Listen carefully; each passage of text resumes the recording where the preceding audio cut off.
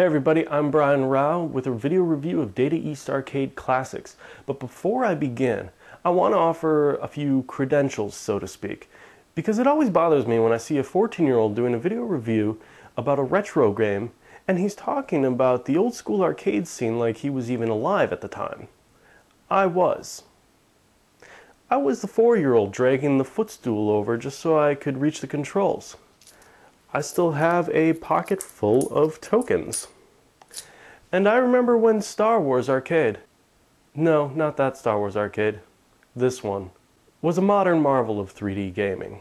Though it never reached the heights of, say, Capcom nor SNK, Data East was an undeniable fixture of the arcade scene. The only question, though, is how many of these games are actually fondly remembered? I was instantly lured by Bad Dudes vs. Dragonninja, which is usually just shortened to Bad Dudes. But not for the butt kicking that the dude's oiled biceps and fingerless gloves surely promised. It was the beat 'em up that became an obsession for years to come in my childhood, although I'm still not sure why. Surely there were better means of pummeling waves of palette swap thugs and bosses that required more skill than quarters to beat.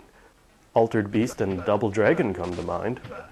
As I'm playing through Data East Arcade Classics, copycatting is becoming a very common theme. Street Hoop is an obvious derivative of the phenomenal NBA Jam, albeit with a dose of 90s fluorescence and white men can't jump attitude. Lock and Chase is more than a little similar to Pac-Man, and Magical Drop 3 is a clone of Bust-A-Move with saucy anime girls instead of our beloved dinos.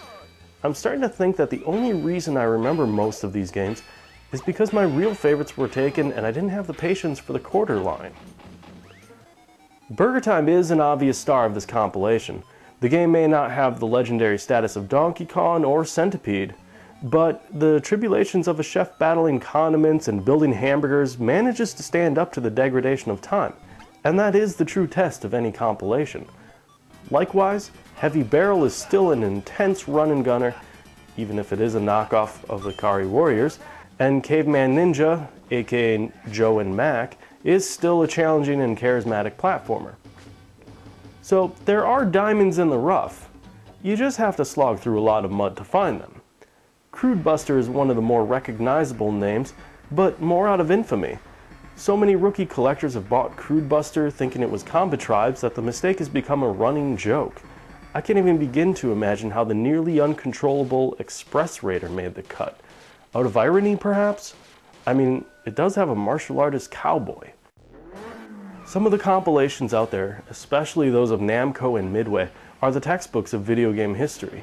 Data East Arcade Classics is more like the Cliff Notes, like a compilation for the sake of a compilation. To really make this disc shine, it should have included the likes of Carnob, Bloody Wolf, Cobra Command, Desert Assault, or even Night Slasher. Then again, I suppose that would leave nothing for the second volume. I will give Majesco Entertainment credit for going above and beyond the Call of Duty in assembling this compilation, though not for game selection.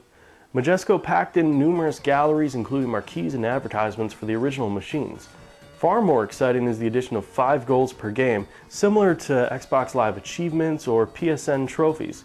Some are easy, like completing a game, and others will strain your perseverance to its breaking point, like getting a shutout in Street Hoop.